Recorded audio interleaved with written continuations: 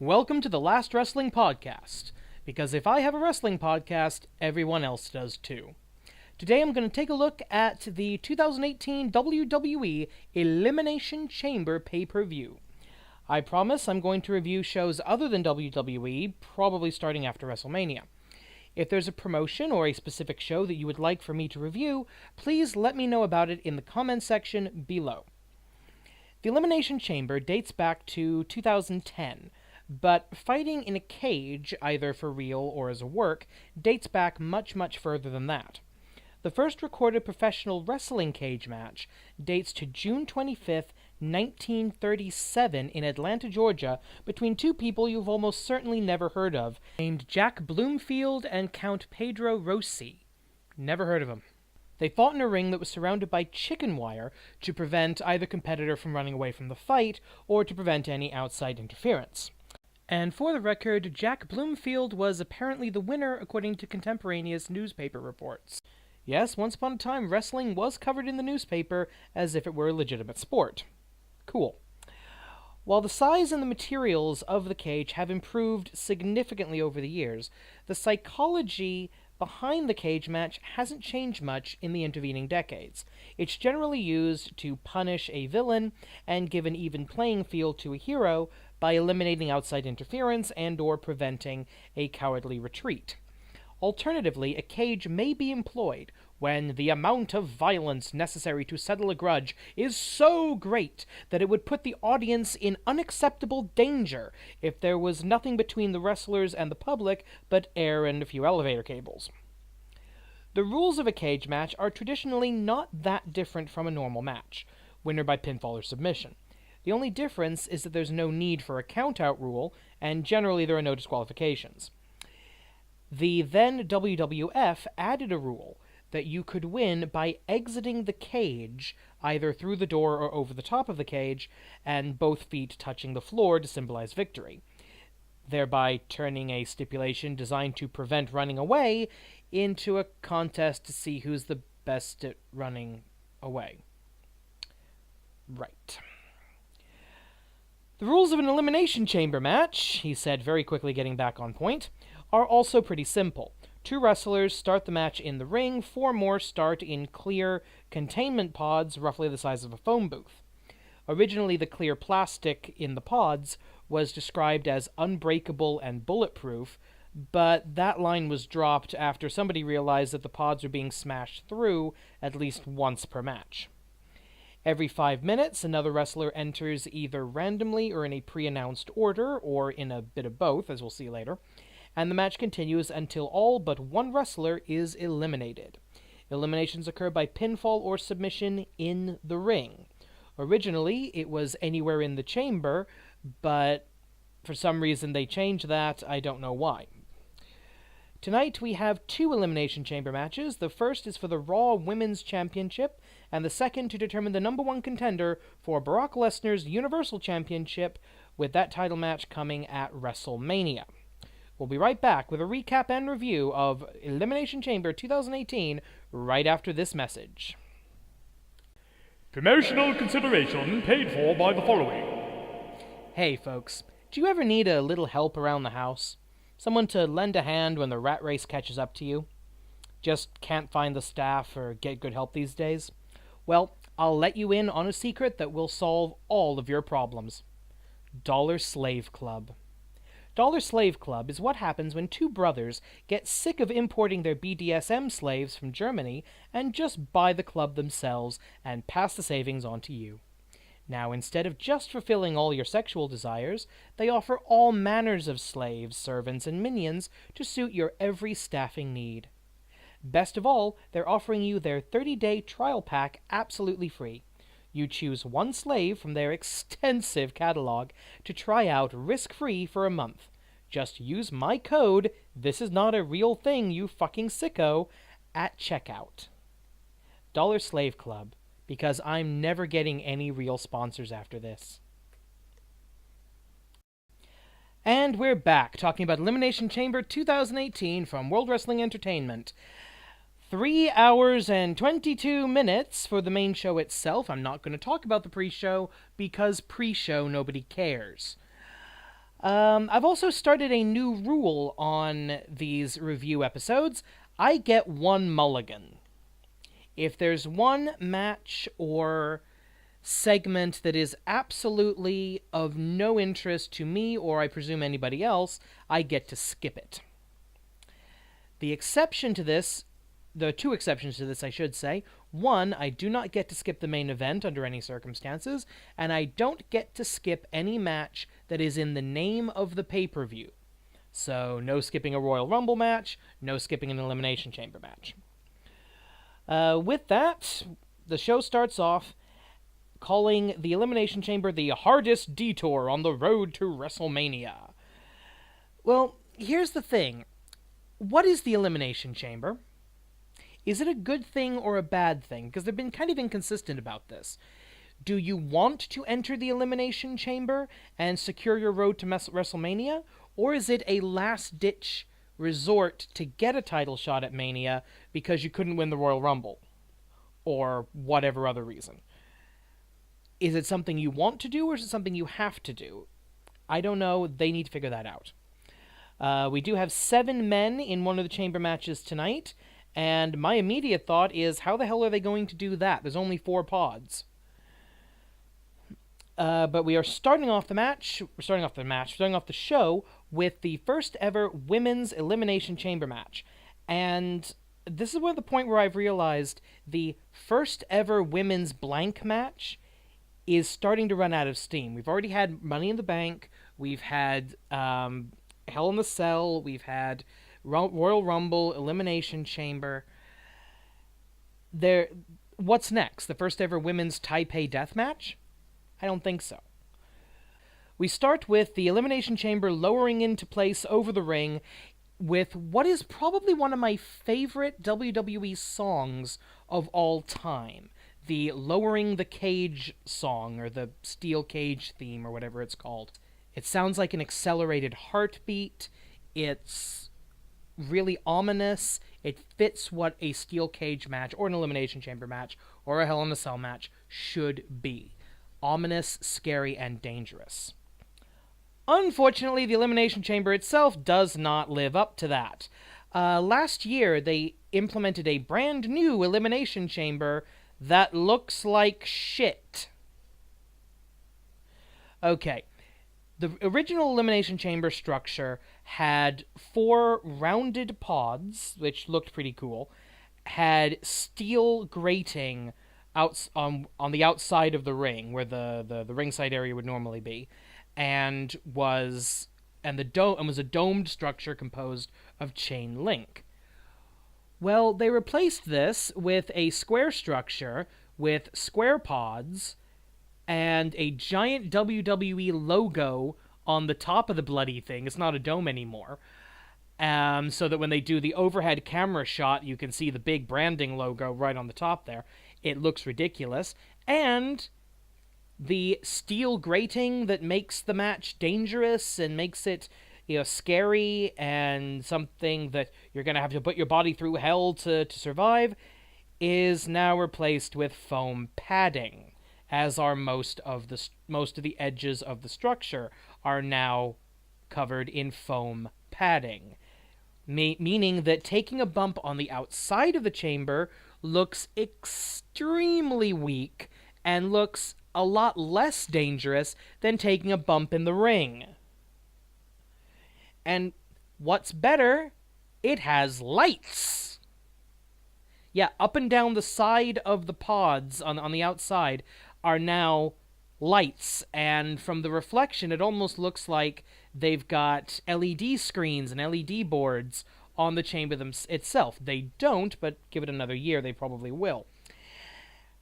It looks like a toy. It does not look dangerous, it does not look scary, and while I didn't notice this at first, it became more obvious throughout the night. The chain, the lengths of chain on the walls of the chamber are now further spaced apart to make it easier to climb, and there's actually a ledge about halfway up the chamber, about the same height as the pods, that you barely have to hold on to the thing in order to stand on. It looks ridiculous. Now, that's on the one side, it looks ridiculous. On the other side, I do respect that they are taking at least some care to the wrestlers' safety. I get that safety should be the number one priority, but there has got to be a way to do that without looking like, you've got some tumbling pads from the gym or that you got from Home Depot or something. Alright, so we start off with the Elimination Chamber match for the women, because they're jerking the curtain, because Women's Revolution, or Women's Evolution, or whatever. Before the match, we have a video about the power of friendship. Ugh. Alright, the story going into this, there's these 6 women. Some of them are friends with each other, some of them are not, some of them are tense with each other. And the question is, can they get along in the chamber?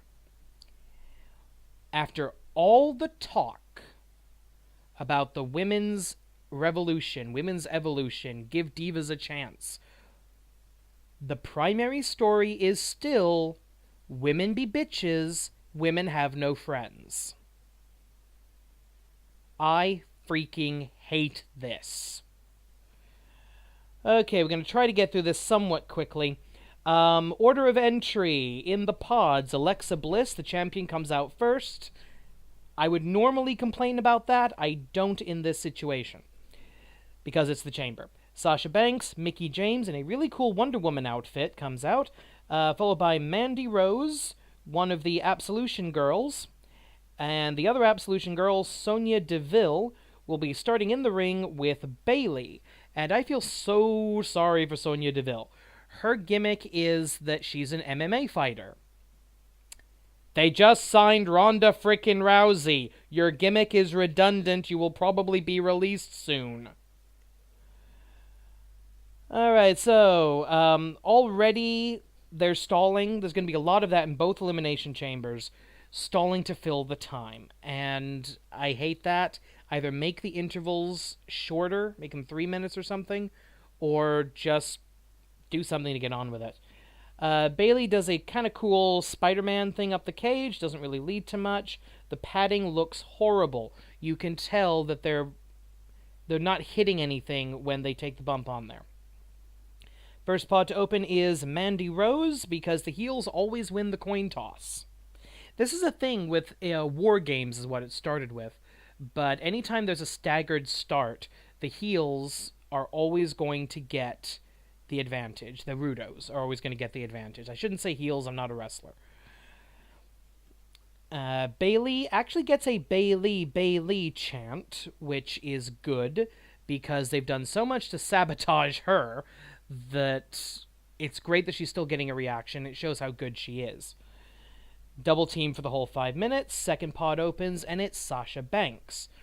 One thing that I do like that they've changed from earlier iterations of the chamber, whenever the countdown hits, the 10-9, the 10-9, 7, 6, 5, 4, 3, 2, 1 buzz, and they go to the top view of the chamber that has that big stupid WWE logo, and then they do this thing where the 4 pods light up somewhat randomly as if spinning a roulette wheel or something. Of course, this is all pre-planned, but it looks good. One thing they had before was that the empty chambers would light up too. That has been fixed. I don't remember if they did this last year or not, but they do now, where an empty pod does not light up in the roulette thing. Really good upgrade there. Let's see. Yeah, Mickie James. Sasha Banks, second pod to open. Mandy Rose is eliminated by Sasha Banks via the bank statement. And I have a note here that says, good camera work in the new chamber. I will compliment the new chamber on a couple of things. 1, they fixed that lighting thing. 2, the new pods have 2 doors, essentially. They're square pods now. The 2 sides open. And you've got the front side that's facing the ring. That doesn't move. As opposed to the dome, the semicircular dome that they had before. This means it's less likely that something goes wrong. If one of the 2 walls gets stuck, because they seem to be on independent slides, if one of them gets stuck, the other one will open, they'll be fine. They've had problems in the past with people getting stuck in the pods, the pod's not opening correctly, or the pod opening early, or something like that. Hopefully this will fix that. And this chamber does seem a little bit easier to film. The structure itself didn't seem to be getting in the way of the camera that much, a la Punjabi prison match. Okay, third pod to open is Mickie James. Officially, we now have 3 good guys and 1 villain. Sonya Deville versus Bayley, Mickie, and Sasha. Sasha Banks has been doing a slow burn heel turn for months now, and because Bayley, being a hero and therefore stupid, hasn't caught on to this, technically Sasha is still a babyface. Or a technico, I should say. Bayley and Mickie climb the cage. Bayley falls to the padding, and Mickie James does a nice press, Luthez press, I think it was, from the top of the pod. It looked really good. Sonya Deville is eliminated by Mickie James via Luthez press. I call it Matt Classic press. Mickie James is then eliminated by Bayley via Bayley to belly. And I've never quite gotten what Bayley's finishing move is supposed to be called. Is it Bayley to belly, belly to Bayley, Bayley to Bayley? I'm not entirely sure. I've heard it called the hugplex. I kind of like that. Now, Bayley, being one of the good guys, should not be eliminating a fellow good guy. She should have been the one to eliminate Sonya Deville, but we'll move on to that. Bliss will now have to face 3 Technicos if nobody turns. The last pod to open is the champion, Alexa Bliss, who uses her hands to try to hold the pod closed to avoid the good guys, which, good work on her. Good heel work from Alexa Bliss throughout all of this. She's a great heel. The only problem is that she's about 5'0" and really doesn't come off as intimidating, which, for a cowardly heel, I think kind of works sometimes. They do a tease up on the platform on the wall. And when they get up to the pod, Sasha turns on Bayley and kicks her off the pod. The commentators, instead of harping on about the betrayal, the disgusting tactics, the reprehensible actions of Sasha Banks, she's not a boss, she's just a bully. She's a backstabbing, another word that starts with B, I'm probably not allowed to say on a PG show. No, they point out that, well, Bayley's a sucker. Bayley is portrayed as a total sap here because heat? What's that? Heels don't need heat. Ugh. Do they have any idea how to tell a bloody story? WWE cannot write a hero. They suck at writing heroes, technicos, babyfaces, blue eyes, call them whatever you want. WWE sucks at it. We then see a frog splash from Sasha Banks that the commentators refer to as a tribute to her hero, Eddie Guerrero. She's a villain. Villains are not supposed to have heroes. Tell a damn story. Then again, moving on. Okay. Bayley delivers a Bayley to belly to Sasha to get some kind, actually a super Bayley to whatever. Bayley is then eliminated by Alexa Bliss via a sneaky roll-up. So we know that a villain will win this match. And at this point, they could have gone straight to the finishing sequence. They could have kept this a lot shorter than it wound up being. Then they had a really good sequence that if both characters had not been villains, would have been a lot better. Bliss climbs the pod. She hits her moonsault, which I think is called the Bliss Salt. I'm not entirely sure. But that gets caught and countered into a bank statement on the outside. And that's when they point out that you can only win the match within the confines of the ring. So why do they have the chamber there in the first place? Roll back into the chamber while maintaining the bank statement, and Bliss has to fight her way to her feet, and smash Sasha in the corner to break the hold. Really good looking sequence, And Bliss winds up winning via a top rope hanging DDT. And this gets a cheer, because Bliss is a babyface now? When did she go Technico? I didn't get this. At least that's how the announcers are acting. They're saying, good work for Alexa Bliss. Yeah, she ran away from a fight, took advantage of another wrestler's finishing maneuver, and then sort of beat a beat-down boss. That's not something you cheer. And now something beautiful happens. I get suckered. As a wrestling fan, I'm not supposed to admit when I get caught up in something and I mark out, as they say, but I'm going to admit it here. There's an in-ring interview between with the champion, with the winner, Alexa Bliss, and she goes full good guy, sweet little, this is for everyone who blah, blah, blah, blah, blah. This is for all of you, blah, blah, blah, blah, blah, blah, blah. And the fans are chanting, you deserve it. You deserve it. Bad guy. And I was ready to have a long rant about how stupid this is, how they're cutting Bliss's feet off from under her. And then she heals on the crowd. And basically says, you are looking at me doing something you will never, ever, ever be able to do in your pathetic lives because I'm a winner and you're a bunch of losers. That was very well done. I really wish the announcers, especially Coach, hadn't been covering for her, but it was great. All right, for the next match, we have my first time actually seeing something new WWE has been doing, the selfie promo.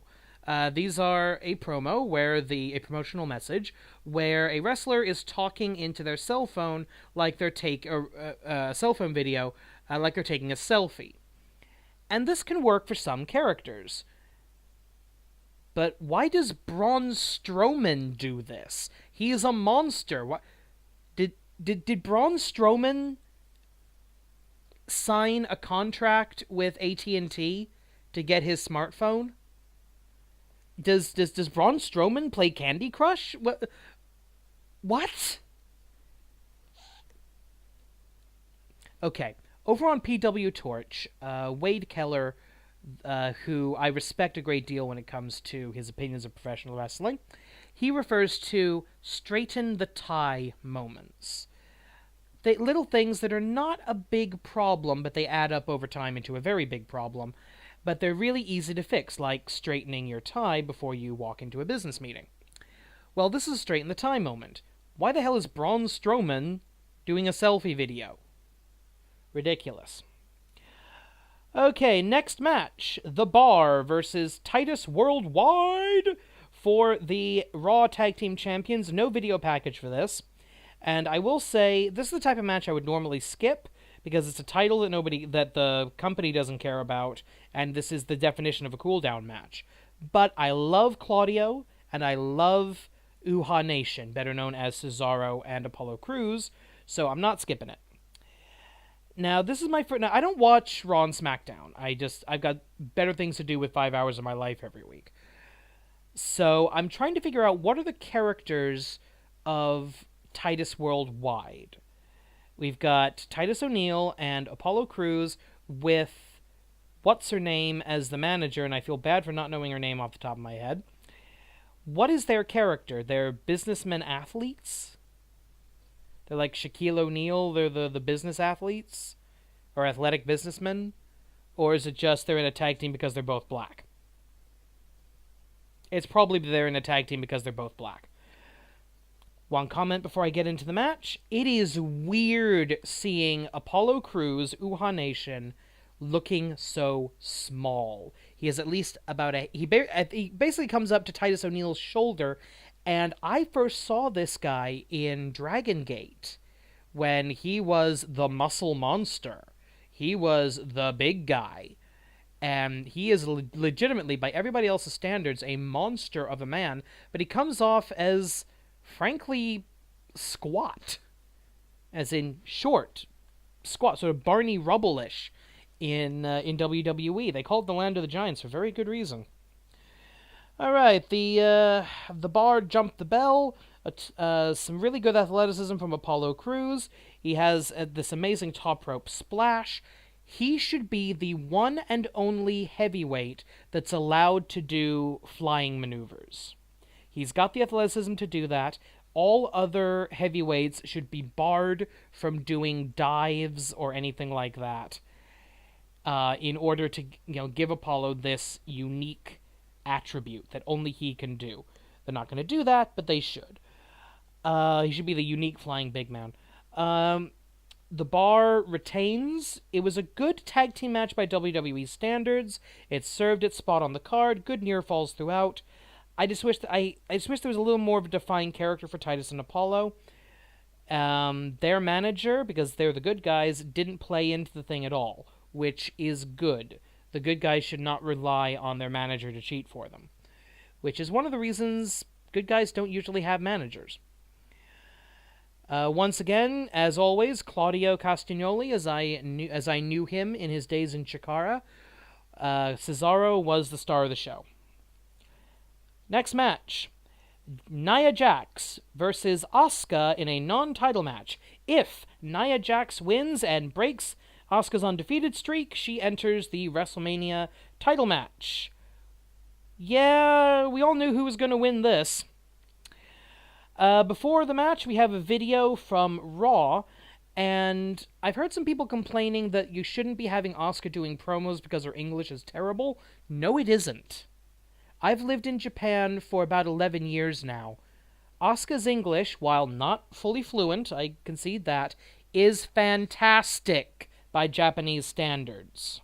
Backstage, they have this rather contrived but pretty cool-looking visual of Asuka's her feminine tranquility mask with the green Nickelodeon slime for no reason, getting stomped on by Nia Jax as she walks to the ring. Asuka gets this great by the numbers video. I love this. I need to do that more. All the video packages throughout the show are fantastic. WWE gets an A+ in video production and these kind of montage packages. Brilliantly well done. I will criticize almost everything else WWE does. This is where they excel. We find out that Asuka still hasn't chosen which champion she's going to face at WrestleMania, which is weird, considering they made Shinsuke Nakamura choose his champion immediately. They go through the international announce teams. The Japanese announce team talks about how amazing the women's chamber was. They ask who will win the men's chamber, and they ask which champion Asuka will face. Once again, this was a good match that was dragged down by the fact that everybody knew who was going to win going into it. There was no way Nia Jax was beating Asuka's streak at Elimination Chamber, at a off-brand pay-per-view. No chance in hell. But they did tell a very good story throughout the match. I want to compliment the storytelling. The story throughout the match was Asuka goes for a submission hold. Asuka had previously said that Nia Jax will tap out. So she's going for the submission. She goes for a hold, but every time she tries to grab a hold on Nia Jax, Nia picks her up and slams her, hits a power move as a counter. And that was repeated 2 or 3 times and was really, really good, I thought. Nia Jax protected very well here. By the end of the match, Asuka wins, but with a leverage pin, not a submission. So Asuka wins, streak protected, but Asuka did not do what she said she would do. She did not make Nia Jax, I think it's Nia. She did not make Nia Jax tap out. They should go forward with that. On Raw, they should have a promo, and I haven't actually recapped Raw. Maybe they actually did this. But Raw, Nia Jax should come out and say, Asuka, you said I would tap out. I didn't. You won the match. You didn't beat me. I want another shot. Backstage, Alexa Bliss gets interviewed about how Nia will now not be at the WrestleMania match. and she co-opts the "Nobody is ready" line from Asuka. Somehow this gets cheers. Asuka is helped to the back after the match. This is good. Something WWE often doesn't do is show you what happens after the match, or between matches. Normally it's pinfall, couple moments of celebration, cut to the next thing, cut back for the next match. Didn't do that this time. We actually show Asuka being helped to the back by a couple of the trainers. So again, Asuka looks vulnerable here, and that's good for WrestleMania. You always want the outcome of the match to be in doubt. It wasn't here, but they did a good job protecting Nia Jax. They did a good job showing vulnerability to Asuka. Well done overall. And now for something that's really garbage. Roman Reigns has an interview backstage to a chorus of boos. He's our number one hero, by the way. He comes across with what Little Karibo describes as mild smugness. And yeah, what I describe as coming off as an entitled douchebag. And then he decides to, in the course of this promo, insult Paul Heyman. Because wrestling fans really hate Paul Heyman. And insulting him makes you look like a good guy. Who's writing this crap? Okay, back now. Next match. Matt Hardy, Woken Matt Hardy versus Bray Wyatt. And talk about something that started good and went downhill in a hurry. Okay, we get a recap video package. That was fine. Woken Matt gets his full ring entrance. That's good. I kind of like his entrance. I like the classical music. I admit, I was a late convert to the Broken Universe in TNA. Very late convert, but I really do like it now. I wish WWE was doing more with it, but it's Matt Hardy. They're not going to do more with it. So Woken Matt gets into the ring.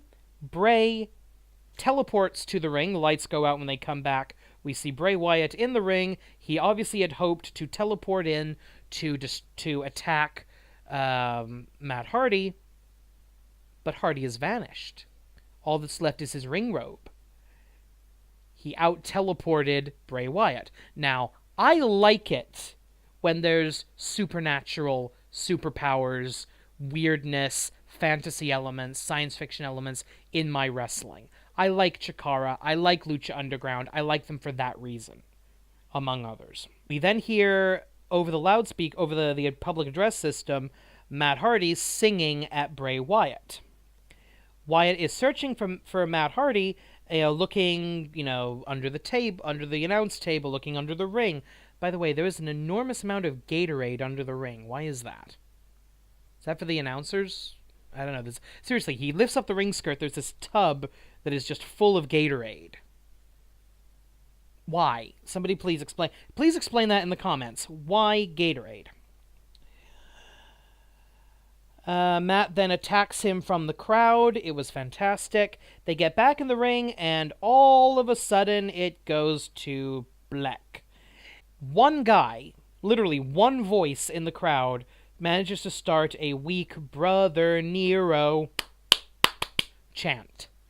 And, okay, that kind of worked. Basically, this Wyatt-Hardy feud is not over with the crowd. They're not getting into it. Partly because, I think it's mostly because Bray Wyatt has been so damaged over the months and years of his career. They should have Hardy feuding with somebody who can play straight man to the weirdness and the wackiness of the Broken Universe, or the Woken Universe. And apparently that's when Beach Ball Mania started running wild. Because we get a chant of, "We want beach balls. We want beach balls." Apparently security was taking away beach balls from the crowd.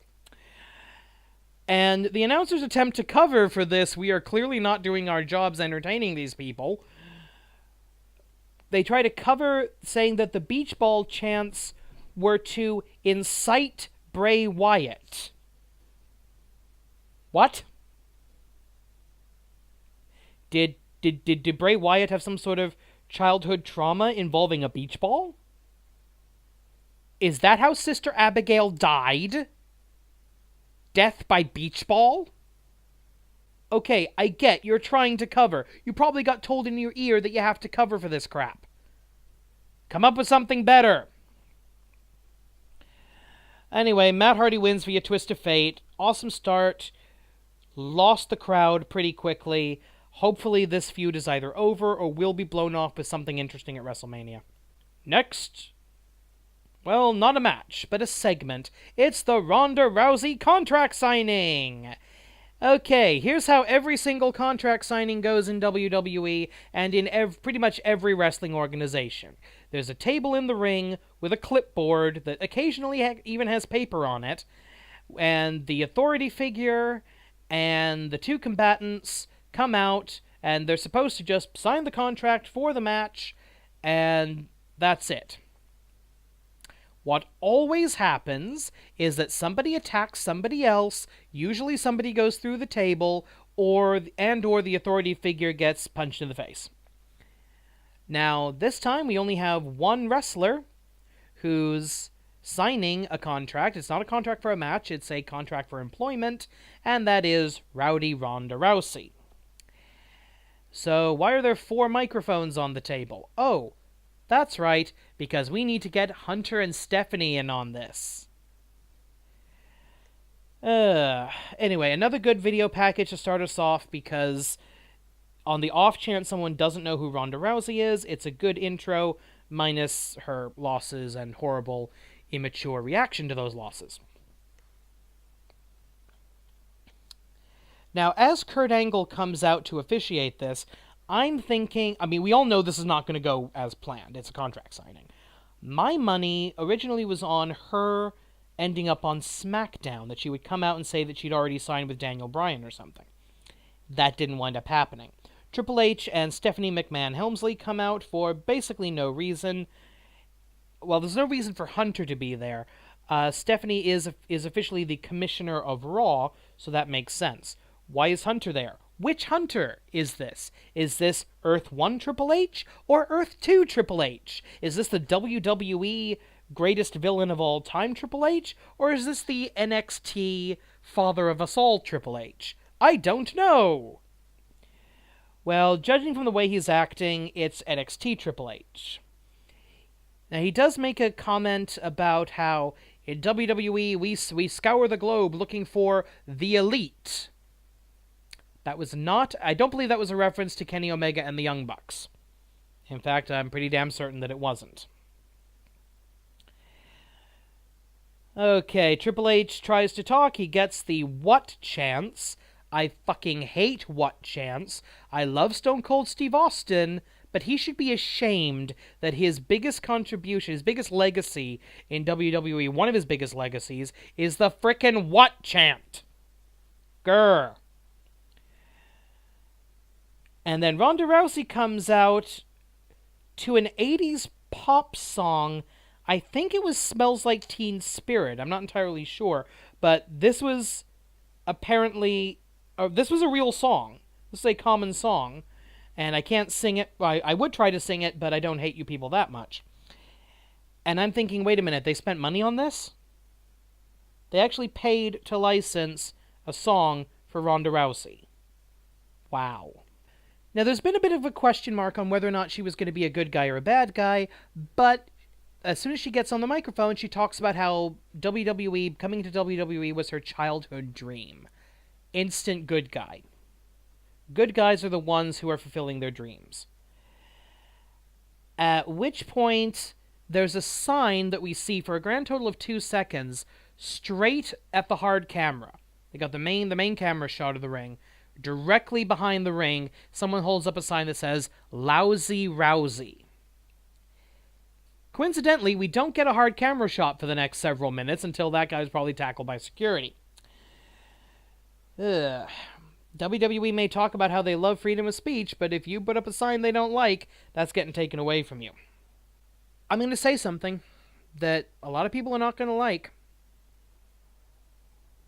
Ronda Rousey is now the best act in WWE.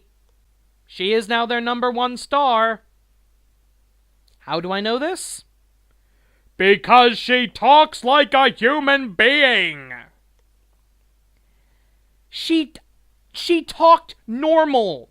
She spoke like a regular person, not like an overscripted, bad community theater actor. She actually spoke normally.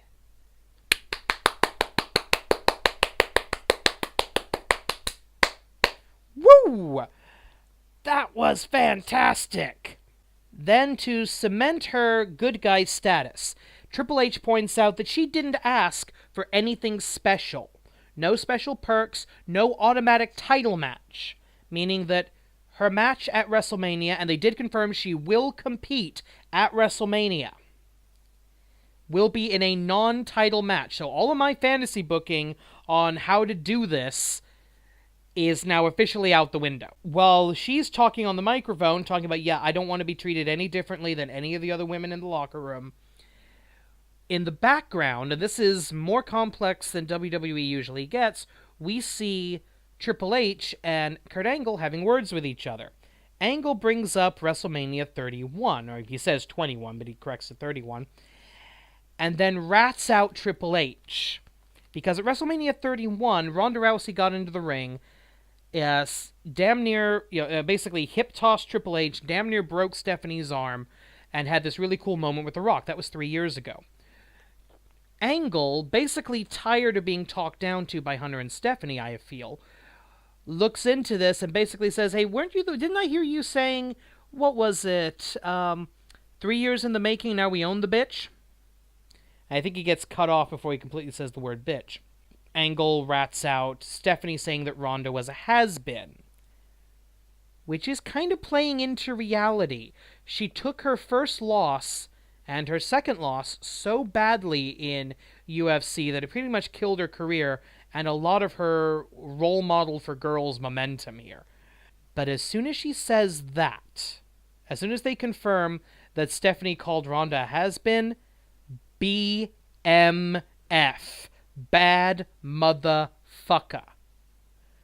Ronda Rousey, her complete demeanor changes. She'd been a little bit nervous, a little bit, gee shucks going into this, but she completely changes. And I totally believed every second of it. That's why I say she's the best thing in WWE right now. I believe in her. When she stares down Stephanie McMahon and makes it look like, as The Rock said at WrestleMania 31, that she's about to play jump rope with your fallopian tubes. Yeah, I believe she is about to beat the living shit out of Stephanie McMahon, which we've been needing in WWE for about a decade and a half now. I completely believe this woman. Then she grabs Triple H and slams him through the table. Which, that's a shock. One, that Hunter's selling to anybody, and two, that he's selling to a woman, and three, that at his age he's taking a table bump. Cool. Good work for him. And then Stephanie, and this was, I think, the best, I'm going on about this segment a long time, but this was the best 5 minutes of the pay-per-view. Slaps Ronda Rousey right across the face. Really good visual with her long hair just flying everywhere. Stephanie immediately realizes that this was a terrible life decision.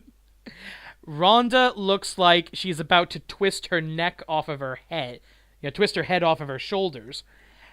And the crowd starts chanting, "You fucked up, you fucked up, you fucked up," at Stephanie. Sidebar. The "you fucked up" chant is traditionally thrown at a wrestler who botches a move. I hate this chant. It is a terrible thing to chant at a wrestler who's doing their damnedest in the ring, even if they do occasionally mess. It's really a dick move, I think, from the crowd. But in this situation, where somebody has clearly made a very big mistake and has pissed off somebody very capable of killing them, chanting "you fucked up" actually works. That chant has officially been reclaimed. Stephanie basically runs away. Ronda Rousey grabs the pen, signs the paper, drops the clipboard on Triple H's carcass, and gets the fuck out of there. Brilliant segment, top to bottom. Best thing on the show tonight. One teeny tiny little thing, though. WWE contracts are not what they're advertised as. WWE classifies its wrestlers as, quote, independent contractors. That's how they get around not giving them medical benefits and other things that full-time employees get. But if you look at a WWE contract, they're full-time employees, by every legal definition. So WWE really doesn't want to be calling attention to how signing a WWE contract equals now we own the bitch. They're not crossing the line, but they're pushing up against a line they don't want to cross. Alright, moving on now to our main event of the evening. The men's Elimination Chamber match. This is apparently the 22nd Elimination Chamber in history, and we finally get confirmation that there will be since there are 7 wrestlers, 4 will be in the pods, 3 will start in the ring. I thought there was going to be something like they would somehow add an extra, modular pod or something at some point. But no.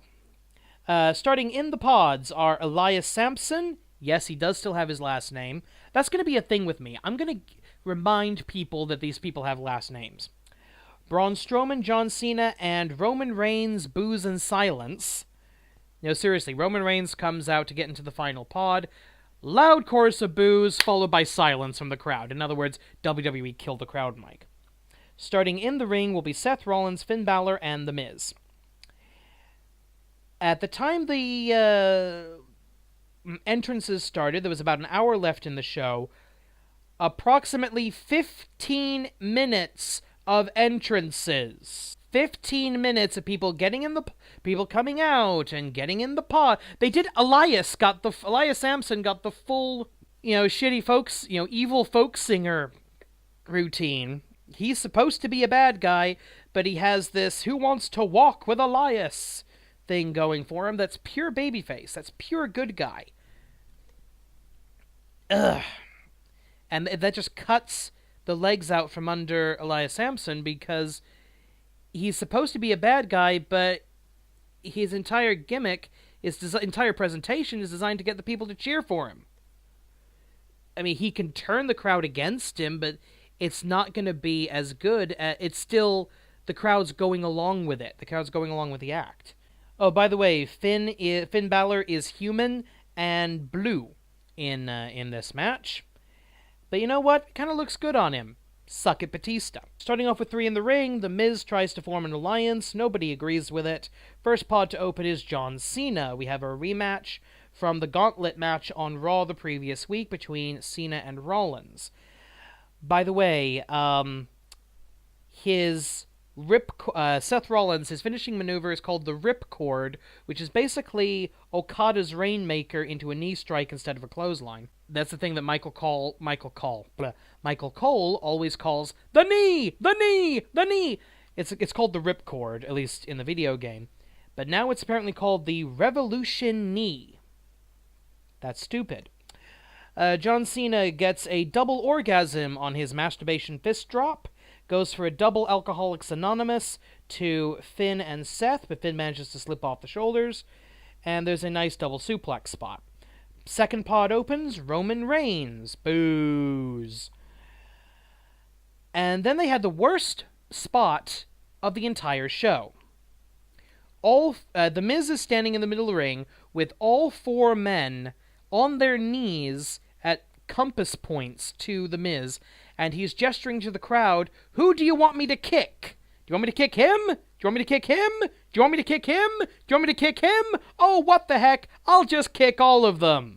Miz. All 4 of the other wrestlers were just kneeling there. Just sitting there, basically, waiting for him to kick them. I'm going to use the F word now.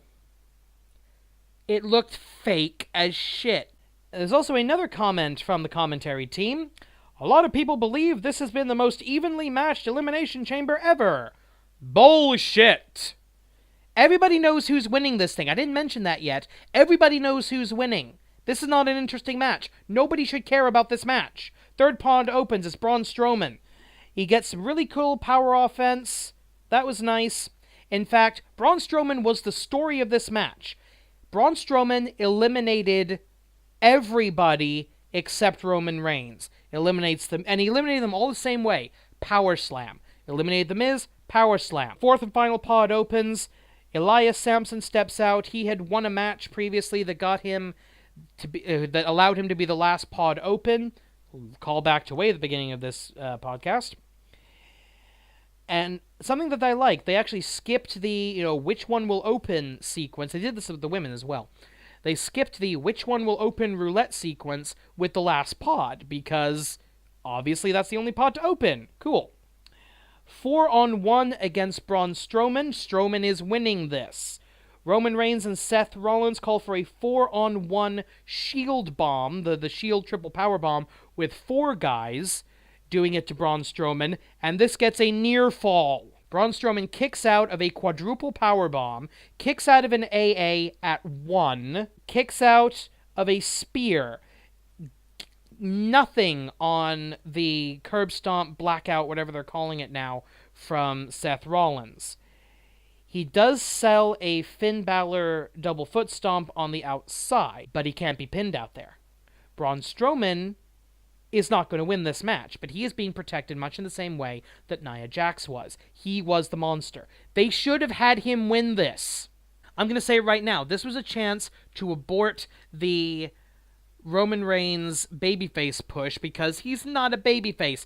He's not a hero. He's not a good guy. The crowd hates him. The fans hate him to an irrational level at times. The character is at no point portrayed as a good guy. He's a smug jackass. You cannot push him as the babyface. It will not work. Braun Strowman you can push as the monster babyface. This could work. He could be, and I mean no disrespect to Braun Strowman making this comparison, he could be the next Hulk Hogan. He could be the dominant babyface champion for the next couple of years. Anyway, Elias goes for some cowardly pins. Elias is eliminated by Braun via power slam. They continue. The rest of the story of the match is that everybody's trying to find the answer for Braun Strowman. Nobody has it. Cena is eliminated. Finn is eliminated. Seth is eliminated, in that order. When Cena's eliminated, he does his sad face at the entrance to the chamber, because now officially he has no road to WrestleMania. Does anybody really think that John Cena is not going to be on WrestleMania? That he's not going to have a match? It would be awesome if they actually did that. If they went through this whole thing of John Cena trying to earn a match at WrestleMania and doesn't actually get one. That would be incredible. Not going to do it, but that'd be cool. So if it comes down to Roman Reigns versus Braun Strowman, and I'm thinking the crowd is going to riot when Roman wins. Roman Reigns sidesteps a charging Braun Strowman, and Strowman takes himself into the pod.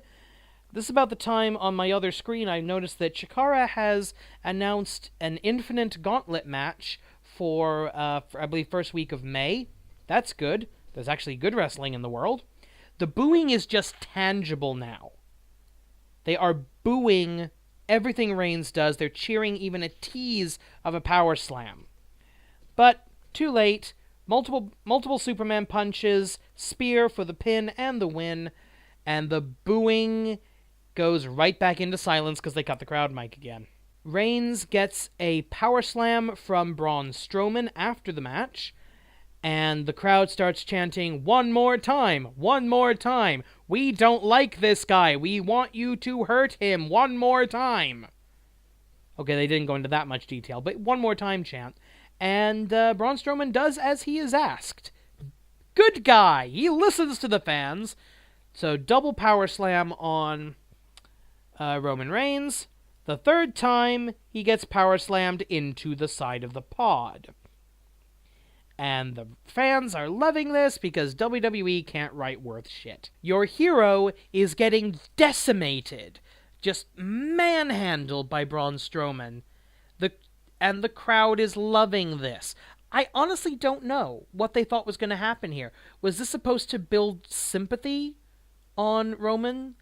Was this supposed to get heat on Strowman? Because if that was the goal, you failed miserably. Anyway, that's the end of the show. We now know that at WrestleMania, it's going to be Brock Lesnar versus Roman Reigns, and nobody cares. Final thoughts on this show? Not great. I'm going to give this show a C+. That sounds a little bit harsh, because there were more good matches than bad.